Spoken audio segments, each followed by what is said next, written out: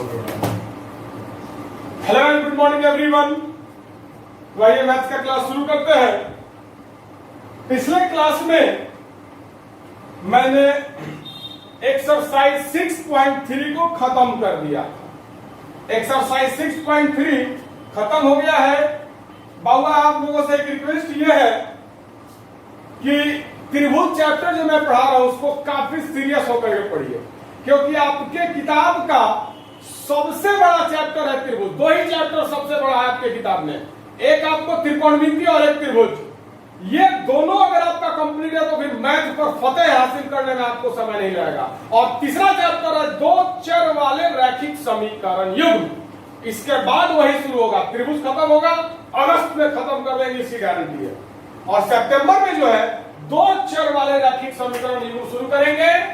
उसका एक ग्राफ जो है वो नहीं पढ़ाएंगे, ऑनलाइन क्लास में वो पॉसिबल नहीं है, आप लोगों को पता है। तो आइए एक्सरसाइज 6.4 शुरू किया है।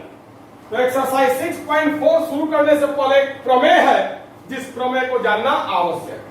तो प्रमेय को समझा दे रहे हैं और मैंने आपको बोला हुआ है कि प्रमेय जितना प्रमेय पढ़ा रहे हैं उस सबका प्रूफ क्लास जिस दिन खुल गया उस दिन पूरा करेंगे, क्योंकि 3-3 बोर्ड, 2-2 बोर्ड, 4-4 बोर्ड में उस सबका प्रूफ है। इस पर बनाएंगे थेल्स प्रमेय। अगर हम थेल्स प्रमेय का प्रूफ इस पर दें तो 3 बोर्ड जाएगा। मिटाएंगे, फिर बनाएंगे, फिर मिटाएंगे, फिर बनाएंगे।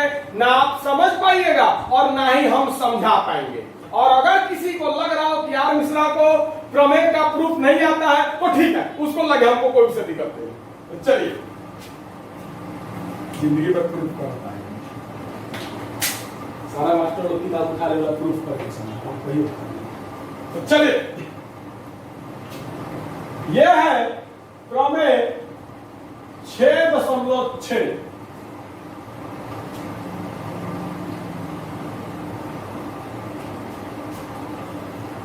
दो समरूप त्रिभुजों के क्षेत्रफलों का अनुपात, क्षेत्रफलों का अनुपात इनकी संगत भुजाओं के अनुपात के वर्ग के बराबर होता है।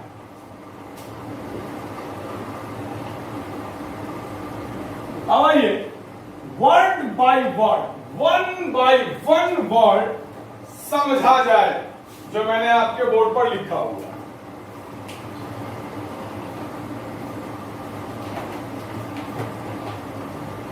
तो ये जो प्रमेय 6.6 है इसका एक और नाम मैं लिख दे रहा हूं, समरूप त्रिभुजों के क्षेत्रफल से संबंधित प्रमेय, के क्षेत्रफल से संबंधित प्रमेय।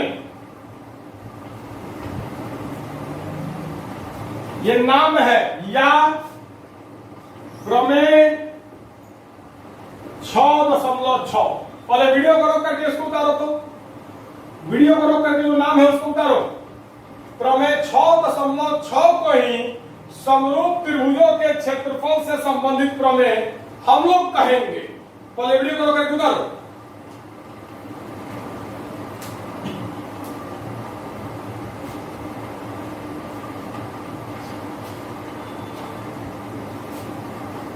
चलिए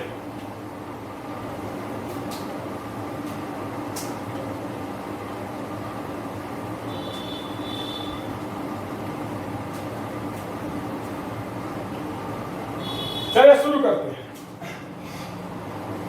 दो समरूप त्रिभुजों के क्षेत्रफलों का अनुपात, पहले ऊपर वाले लाइन को समझेंगे। दो समरूप त्रिभुजों के क्षेत्रफलों का अनुपात, देखिएगा दो ठो त्रिभुज अगर आपको दे दिया जाए,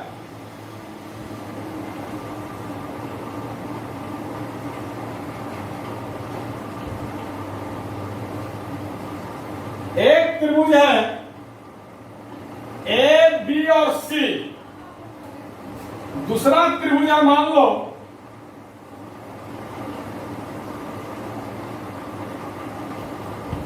पी क्यू आर।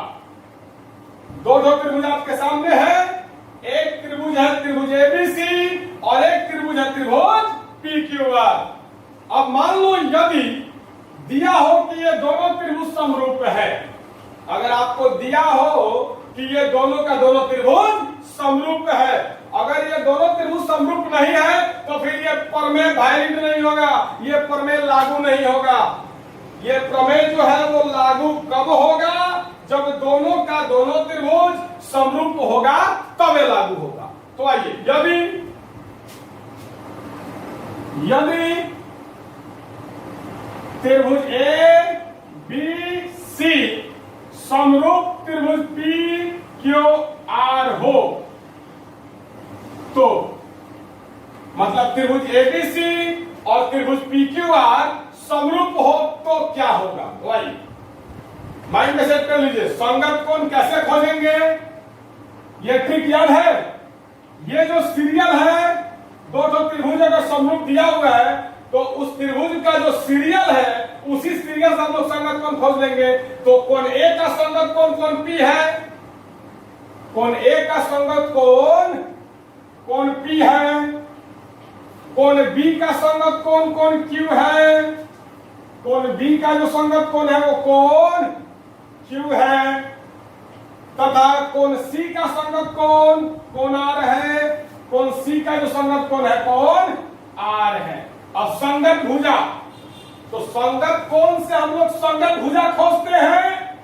तो कोण ए और कोण बी संगत कोण है, कोण ए के सामने BC है, कोण ए के सामने BC है और कोण P के सामने QR है। तो BC का संगत भुजा QR होगा, BC का संगत भुजा QR होगा। कैसे संगत भुजा निकालना है इसको बहुत चर्चा हो चुका है पिछले क्लास में। अब आइए, कोण B और कोण Q बराबर है, तो B के सामने AC है और Q के सामने PR है। तो AC का संगत भुजा जो है वो कौन होगा? PR होगा। AC का संगत भुजा जो है वो क्या होगा? PR होगा। AC का संगत भुजा PR होगा। उसके बाद C का संगत कोण R है, मतलब कोण C और कोण R बराबर है। आप लोगों को पता है दोनों त्रिभुज का समरूप होगा तो संगत कोण बराबर हो जाएगा, संगत भुजा का अनुपात बराबर होता है। आगे आइए, तो कोण C का संगत कोण R होगा, मतलब दोनों बराबर होगा। तो C के सामने AC, R के सामने PQ, सॉरी C के सामने AB और R के सामने PQ। तो AB का संगत भुजा PQ होगा। अब आइए मामला को समझा जाए। संगत भुजा तो मैंने लिख दिया, संगत कोण भी दिखा दिया, ये सब पुराना कहानी है। अब मामले पर आएगा। इसको अगर अच्छा से समझ लिया तो फिर चैप्टर एकदम आसान है और कम से कम 3-4 गो ऑब्जेक्टिव डालता है। 3-4 बना लो, नहीं ना बोले, लेकिन 2 को जरूर डालता है, 2 ऑब्जेक्टिव जरूर डालता है इससे। अब समझिएगा बात को। अगर दोनों त्रिभुज समरूप हो, त्रिभुज एबीसी और त्रिभुज पीक्यूआर, ये दोनों त्रिभुज समरूप हो तो आइए, दो समरूप त्रिभुजों के क्षेत्रफलों का अनुपात। अनुपात का मतलब भागा, अनुपात का मतलब भागा। देखिएगा, तो त्रिभुज ए बी सी का क्षेत्रफल,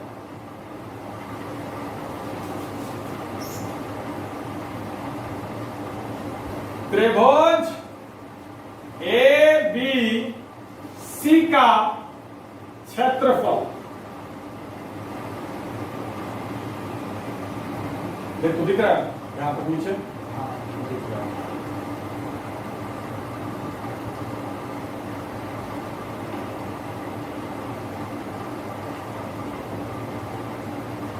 तो त्रिभुज एबीसी का क्षेत्रफल और त्रिभुज पीक्यूआर का क्षेत्रफल। उसके पहले त्रिभुज जान लीजिए त्रिभुज एबीसी और त्रिभुज पीक्यूआर ये दोनों का दोनों समरूप है।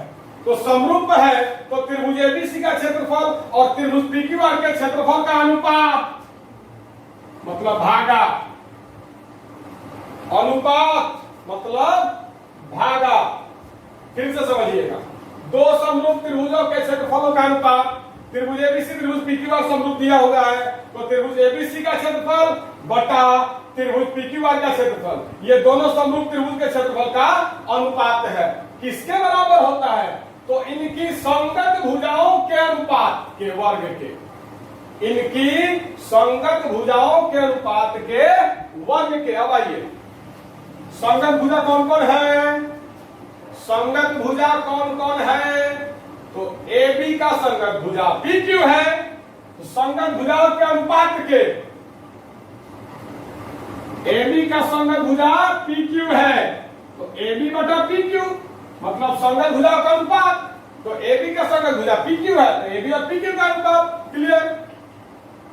तो इनकी संगत भुजाओं के अनुपात, संगत भुजाओं के अनुपात के वर्ग के, वर्ग बोले तो स्क्वायर, दो का वर्ग, दो का स्क्वायर, x का वर्ग, x का स्क्वायर, तो वर्ग के मतलब अनुपात के वर्ग के मतलब अनुपात के वर्ग के बराबर होता है। सीना तान और बराबर का चिन्ह दे। आई थिंक क्लियर हो गया। चलिए माइंड में सेट कीजिएगा, क्या सेट करना? तो सेट यही की करना कि अगर दो त्रिभुज समरूप है तो उसके क्षेत्रफलों का अनुपात हो तो इस तो को यहां से यहां ला दीजिएगा तो ज्यादा अच्छा लगेगा। तो त्रिभुज एबीसी का क्षेत्रफल बटा त्रिभुज पीक्यूआर का क्षेत्रफल बटा बराबर एबी बटा पीक्यू का स्क्वायर, या बीसी और क्यूआर भी तो संगत भुजा है तो बीसी और क्यूआर के अनुपात का वर्ग भी तो बराबर होगा क्षेत्रफल के, या एसी और पीआर भी तो संगत भुजा है तो एसी और पीआर के अनुपात का वर्ग भी तो बराबर होगा। मतलब क्षेत्रफलों का अनुपात जो है वो संगत भुजाओं के अनुपात के वर्ग के बराबर होता है। वीडियो को रोक करके उतारिए।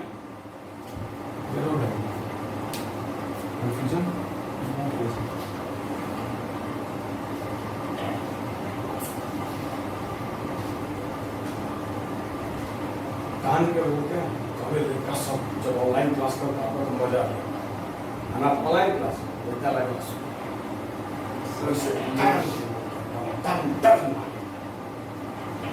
रोक करके उतारो जल्दी।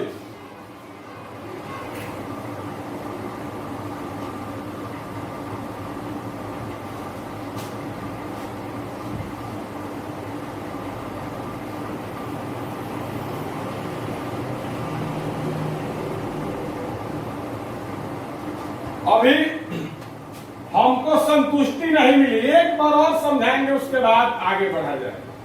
हमको अभी संतुष्टि नहीं मिली, आपको अगर समझ में आ गया होगा तो बहुत अच्छी बात है, दोबारा हम समझाएंगे। चाहो तो वीडियो को भगा भी सकते हो अगर समझ में आ गया होगा तो, लेकिन हमको पता है और पूरा विश्वास है अपने स्टूडेंट पे कि आप वीडियो को नहीं भगाओगे, क्योंकि जब भी कुछ बताएंगे नया ही बताएंगे। तो आइए एक बार फिर से समझाएं इसी चीज को थोड़ा दूसरे तरीका से।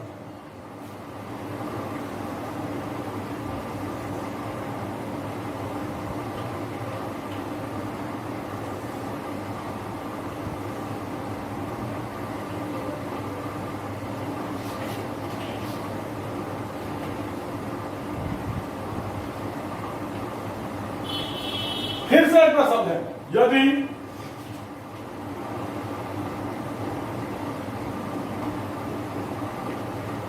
त्रिभुज एबीसी समरूप त्रिभुज पीक्यूआर हो तो संगत को समझा दिए हैं। ए का पी, बी का क्यू, सी का आर, संगत भुजा खोज लोगे। एक का पी तो ए के सामने बीसी है, पी के सामने क्यू आर है, बीसी और क्यू आर संगत भुजा होगा। बी का संगत क्यू है, तो बी के सामने एसी है, क्यू के सामने पी आर है, संगत भुजा होगा। सी का संगत आर है, तो सी के सामने ए बी है, आर के सामने पी क्यू है, ए बी और पी क्यू जो है वो संगत भुजा होगा। अब आइएगा,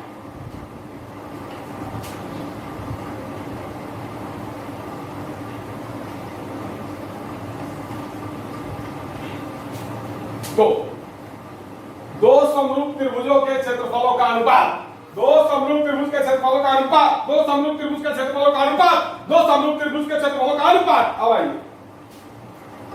तो एबीसी है और पी क्यू है, दोनों समरूप है। तो त्रिभुज एबीसी का क्षेत्रफल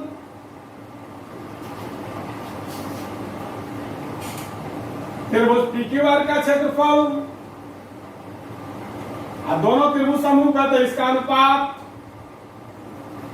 त्रिभुज एबीसी का क्षेत्रफल और त्रिभुज पीक्यूआर के क्षेत्रफल का अनुपात मतलब भागा संगत भुजा। तो एबी का संगत भुजा पीक्यू है, बता दिए हैं। तो संगत भुजाओं के अनुपात, तो संगत भुजा कौन है एबी का? डेफिनेटली पीक्यू है। तो एबी और पीक्यू का अनुपात के वर्ग के अनुपात के वर्ग, अनुपात का वर्ग मतलब स्क्वायर, दो का वर्ग, दो का स्क्वायर, तीन का वर्ग, तीन का स्क्वायर।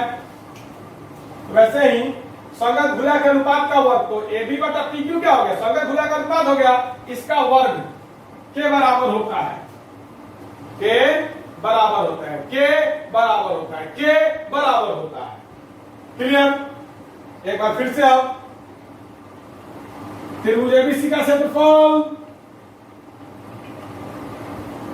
और त्रिभुज पीक्यूआर के क्षेत्रफल का अनुपात, दोनों का दोनों समरूप है। इस दो को यहां पर ला दो, तो त्रिभुज एबीसी का क्षेत्रफल और त्रिभुज पीक्यूआर का क्षेत्रफल का अनुपात संगत भुजाओं के, तो बीसी का संगत भुजा क्यूआर है, तो बीसी का संगत भुजा क्यूआर है, ये भी संगत भुजा का अनुपात हो गया, ये भी क्या हो गया? संगत भुजा का अनुपात हो गया, इसके वर्ग के बराबर होता है। दो समरूप त्रिभुजों के क्षेत्रफलों का अनुपात, दोनों त्रिभुज समरूप है, इसके क्षेत्रफल का अनुपात संगत भुजाओं के अनुपात के वर्ग के बराबर होता है। संगत भुजा के अनुपात के वर्ग के बराबर होता है।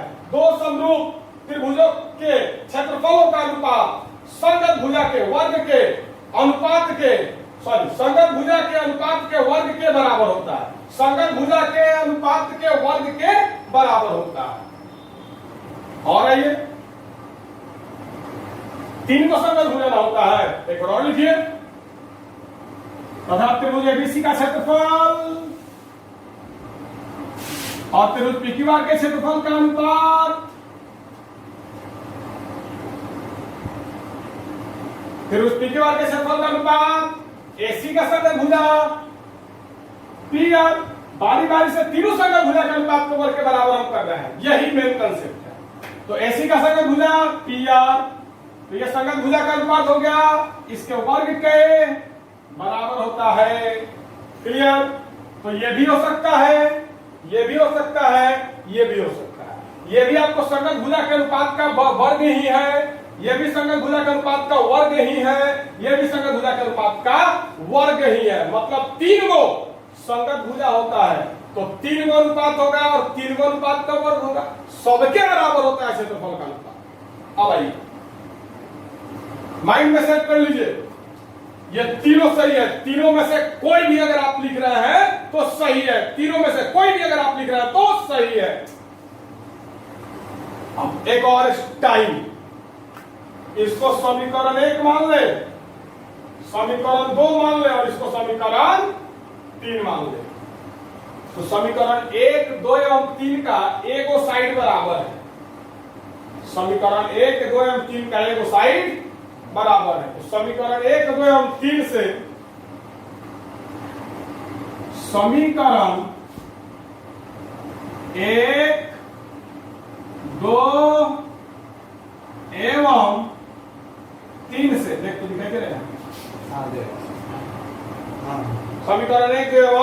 3 से क्या हो जाएगा?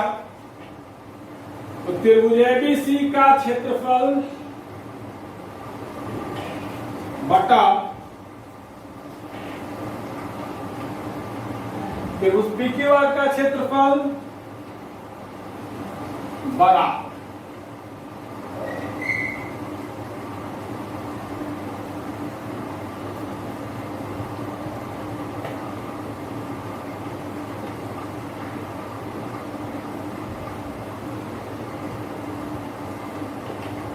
चल, समीकरण 1 इसको मान लिए, समीकरण 2 इसको मान लिए, समीकरण 3 इसको मान लिए। समीकरण 1 2 3 का एक साइड बराबर इधर वाला, तो समीकरण 1 2 3 से त्रिभुज एबीसी का क्षेत्रफल बटा त्रिभुज पीक्यूआर का क्षेत्रफल बराबर एबी बटा पीक्यू का वर्ग, बीसी बटा पीक्यू का वर्ग, एसी बटा पीक्यू वर्ग, सबके बराबर होगा। ये भी हो सकता है, ये भी हो सकता है, ये भी हो सकता है, चाहे ये भी हो सकता है। चलिए अब ज्यादा मजेदार लग रहा है, वीडियो को रोक कर, चूंकि देखिए क्वेश्चन में आपको बहुत सारा टाइप का होता है, कभी इस टाइप का यूज होगा, कभी इस टाइप का यूज होगा, कभी इस टाइप का यूज होगा, कभी इस टाइप का यूज होगा, तो कंफ्यूजन क्यों? तो चलिए अब हम हट जा रहे हैं इसको मिटा करके, आप वीडियो को रोक कर उतारिए, तो क्वेश्चन पर आए जाए चैप्टर पे, एक्सरसाइज पे। रोको, रोक करके उतारो।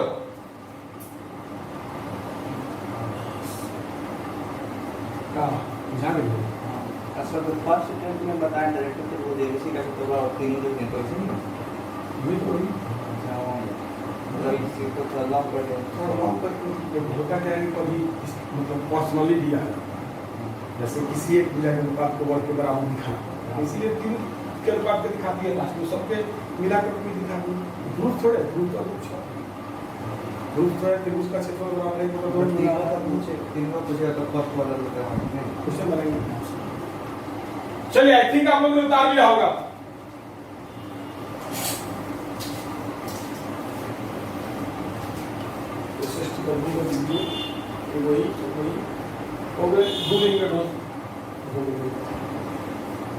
बिटिया सब देख लेता है, बिटिया तो इधर पढ़ रहा है, गाँव में दूसरे गाँव में एक जगह और पढ़ रहा है, तो फिजिकल क्लास में क्या पढ़ेगा? मतलब उसका रूम है ना, उसी में वो सर आते हैं, वो पढ़ाते हैं, तो वहाँ केमिस्ट्री साइंस पढ़ लेता है सब, डबल छक्का मारता है। वो होमवर्क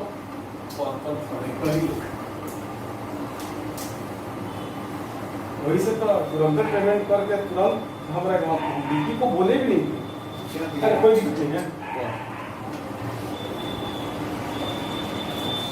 शुरू किया ना तुमको बोल दिया था, वो पढ़ रहा है तो हम बोले भी नहीं थे, क्या तुम हमको बोल दिया था, हमको याद था, हम बोले भी नहीं। 2-3 को बच्चा को पढ़ रहा था, हमको पता चला, लेकिन सबका सब जानते पेमेंट कर। चलिए तो आते हैं एक्सरसाइज 6.4 पर। काफी मजेदार चैप्टर है, बहुत मजा आने वाला है, 2-3 दिन लगेगा, कितना मजा आएगा। सबसे पहला प्रश्न, मान लीजिए त्रिभुज एबीसी समरूप त्रिभुज डीईएफ है, क्वेश्चन में दिया, मान लीजिए त्रिभुज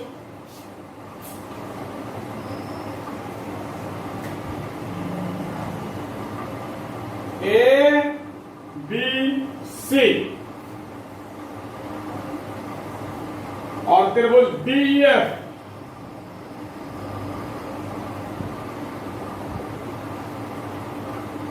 ये दोनों समरूप दे दिया, क्वेश्चन दिया है, क्या दिया है? दिया है त्रिभुज ए बी सी समरूप त्रिभुज डी ई एफ है, एवं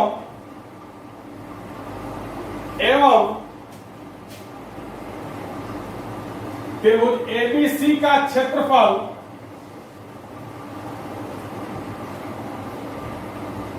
चाहे रहने दीजिए, इसमें दिया लिख रहे हैं, हल करना है,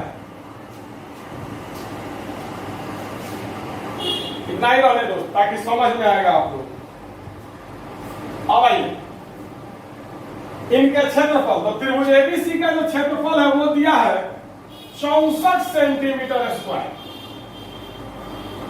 क्वेश्चन दे रहा है कि ये त्रिभुज एबीसी और त्रिभुज डीई ये दोनों समरूप है, मतलब ये दोनों क्या है, समरूप है। ये बाद में मिटा देंगे। लिखने का मेन कारण ये है कि संगत कोण आपको दिखा देंगे और संगत कोण के मदद से आपको संगत भुजा निकाल करके बना देंगे, बाद में इसको मिटा दिया जाएगा। ये रफली है। तो त्रिभुज ए बी सी का क्षेत्रफल जो है वो 64 सेंटीमीटर स्क्वायर दिया है और त्रिभुज डी ई एफ का क्षेत्रफल जो है वो 121 सेंटीमीटर स्क्वायर दिया है। क्लियर? उसके बाद ईएफ, ये जो ईएफ है ये दिया है 15.4 सेंटीमीटर।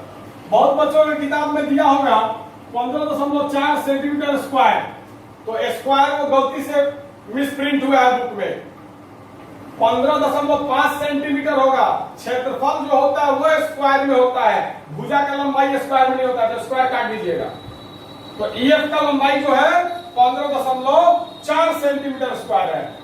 बीसी का लंबाई निकालना है, बीसी का लंबाई निकालना है। बहुत मजेदार है। आइए देखिएगा, हल लिखिएगा। चूंकि अब इसको मिटाने की आवश्यकता आ गई है,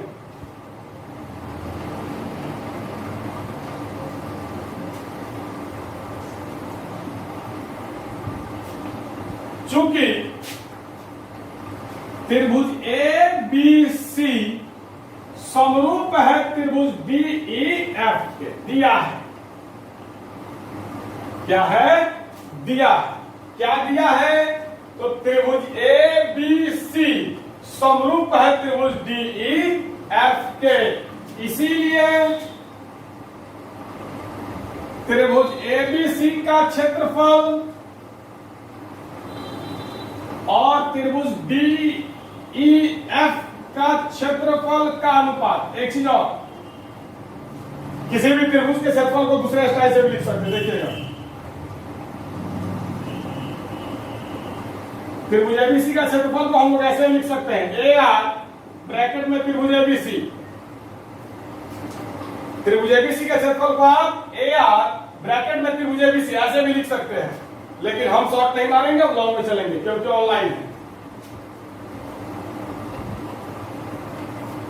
अब भाई, तो चूंकि ये दोनों का दोनों त्रिभुज समरूप है, तो इसीलिए त्रिभुज एबीसी का क्षेत्रफल और त्रिभुज डीएफ का क्षेत्रफल का अनुपात जो है संगत भुजा के अनुपात के वर्ग के बराबर है। तो ईएफ आपको दे दिया है, बीसी पूछ रहा है।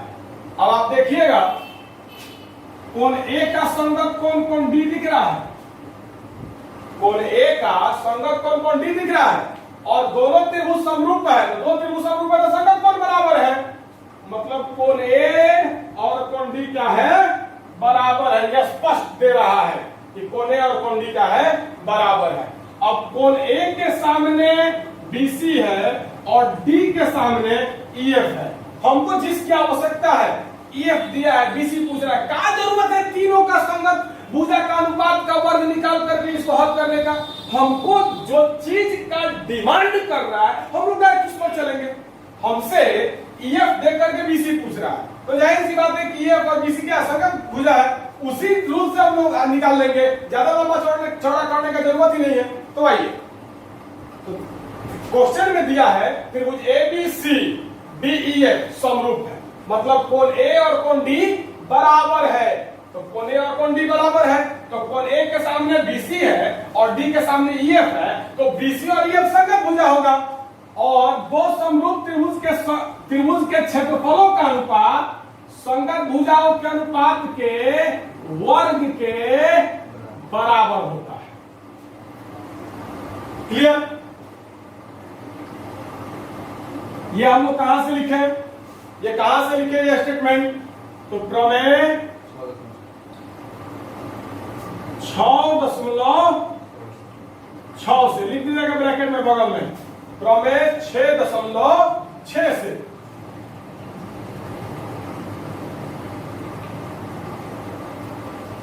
प्रमेय 6.6 से फिर से एक बार समझिएगा बउआ। हम लोग को दो त्रिभुज समरूप दिया है और दोनों त्रिभुज के क्षेत्रफल भी दिया है, ईएफ दिया है, बीसी पूछ रहा है। तो चलिए माइंड में डाल लीजिएगा। दो त्रिभुज समरूप है तो उसके क्षेत्रफलों का अनुपात उसके संगत भुजाओं के वर्ग के अनुपात के बराबर होता है। तो क्वेश्चन में दिया है ए और डी संगत कोण है, सीरीज से होता है। तो ए के सामने बीसी है, डी के सामने ईएफ है, बीसी और ईएफ संगत भुजा हो जाएगा। तो क्षेत्रफलों का अनुपात जो है वो बीसी और ईएफ संगत भुजा है, इसके अनुपात के वर्ग के बराबर होगा। कहां से ये नियम लिखे? तो प्रमेय 6.6 अभी तुरंत समझाए हैं। अब आइएगा, या त्रिभुज एबीसी का क्षेत्रफल क्वेश्चन में दिया है 64 सेंटीमीटर स्क्वायर। त्रिभुज एबीसी का जो क्षेत्रफल है वो क्वेश्चन में दिया है 64 सेंटीमीटर स्क्वायर बटा त्रिभुज डीईएफ का क्षेत्रफल है जो है वो क्वेश्चन में दिया है 121 सेंटीमीटर स्क्वायर बराबर। ये जो ब्रैकेट टूटेगा बीसी बटा ईएफ का होल स्क्वायर है तो क्या हो जाएगा? बीसी का स्क्वायर बटा ईएफ का स्क्वायर, जाहिर सी बात है। अब आइए, सेंटीमीटर स्क्वायर से सेंटीमीटर स्क्वायर कट गया, क्या बचा? 64 बटा 121 बराबर बीसी का स्क्वायर अब बटा ईएफ कितना है? तो 15.4 सेंटीमीटर है ईएफ, इसका होल स्क्वायर। कुछ नहीं किया बाबू, मान रख दिए सिर्फ और सिर्फ।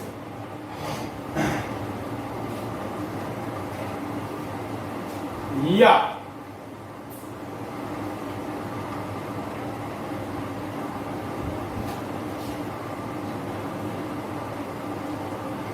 चलिए अब क्रॉस मल्टीप्लाई कर दिया जाए, तिरछा गुना अब हम लोग कर ही दिया जाए। जब तिरछा गुना कीजिएगा तो क्या हो जाएगा?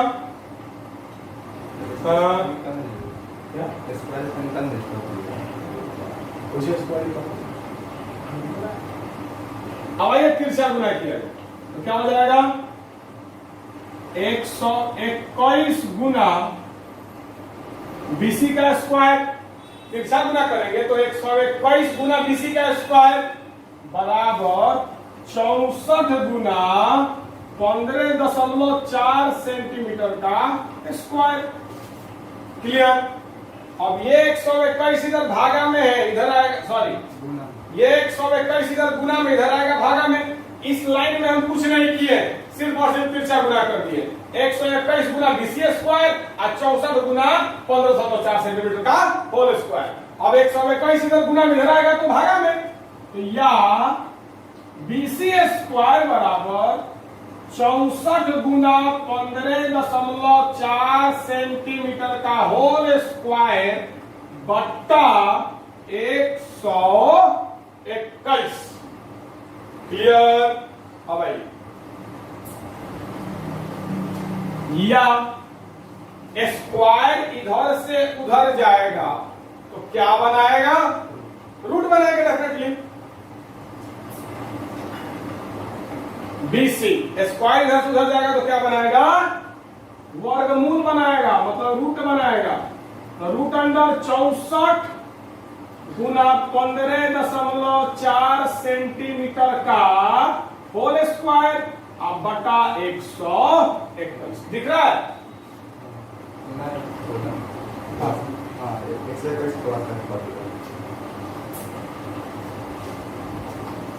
रुक जाइए, वो नहीं दिख रहा, हम दिखा दे रहे हैं।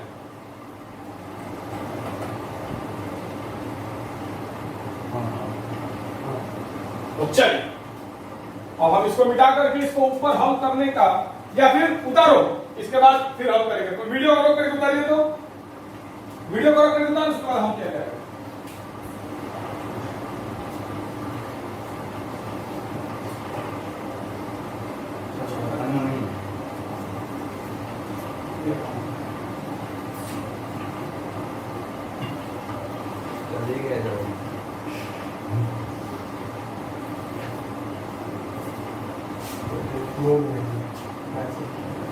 तो चलिए, आई थिंक आपको मैंने उतार लिया होगा।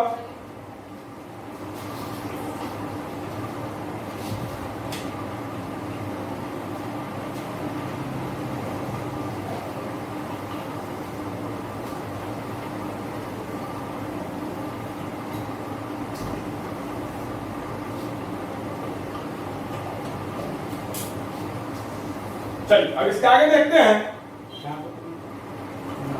तो आप ध्यान से समझिएगा। या BC बराबर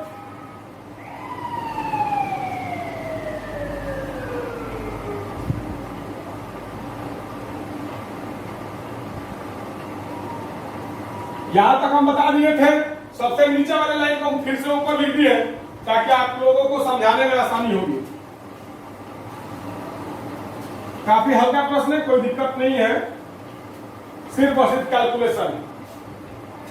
या BC बराबर ये जो 64 है बउआ वो रूट से बाहर निकलेगा तो 8, 15.5 सेंटीमीटर का होल स्क्वायर, 15.5 सेंटीमीटर का होल स्क्वायर, स्क्वायर से रूट कट गया, रूट अंडर 2 का स्क्वायर मतलब 2, रूट अंडर x का स्क्वायर मतलब x, रूट अंडर 3 का स्क्वायर मतलब 3।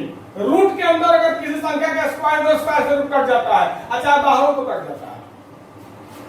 रूट अंडर 2 का स्क्वायर 2, रूट अंडर x का होल स्क्वायर x, स्क्वायर और रूट जहां भी एक साथ लोग के धड़ल्ले से मार दीजिए, सोचिएगा मत। अब हैगा चिन्ह मत दे दीजिएगा, चिन्ह नहीं दिया जाता है। चलिए हम समझते ना आपको कितना तेज है। हाँ भाई, तो 15.4 सेंटीमीटर का होल स्क्वायर क्या हो जाएगा, 15.4 हो जाएगा सेंटीमीटर, स्क्वायर से रूट कट गया, अब बटा 121 जो है वो रूट से बाहर निकलेगा तो 11, मामला फरिया गया निश्चिंत रहिए। अब आइए BC बराबर 8 गुना 154 सेंटीमीटर बटा 11 गुना 10,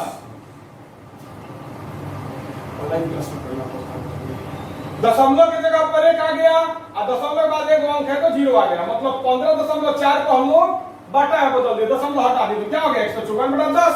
अब कटाइए ना, रोका कौन है, 11 से 154 कट जाएगा 14 बार में, 11 से 154 कट जाएगा 14 बार में, क्या हो गया 14 गुना 8, कभी भी नीचे 10 रहे 100 रहे 1000 रहे मत कटेगी। या BC बराबर कितना हो जाएगा 14 गुना 8, 832 के उदाहरण 3 8 अब 3 11 बटा 10, तो इसीलिए BC बराबर 11 और उसका कटाने को भाग करना। चलिए BC का मान क्या आ गया, जो था वो आ गया, BC बराबर 11.2 सेंटीमीटर। उम्मीद करते हैं आपको समझ में आया होगा। ये क्वेश्चन हल्का था, कैलकुलेशन था और कुछ नहीं। तो चलिए वीडियो को रोक करके उतारिए।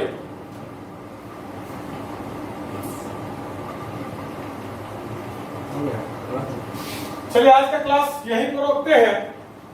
समझ में आया या नहीं आया जरूर बताइएगा। समझ में आ जाता है तो आप लोग चुप हो जाते हैं, तो समझ में नहीं आ रहा है तो बताओ, अगर समझ में आ रहा है तो भी बताइए कि हाँ सर समझ में आ गया, हमको अंदर से बड़ा खुशी होता है। तो ठीक है, फिर इसके आगे कल पढ़ा जाएगा। आज के लिए बस इतना ही, बहुत बहुत धन्यवाद।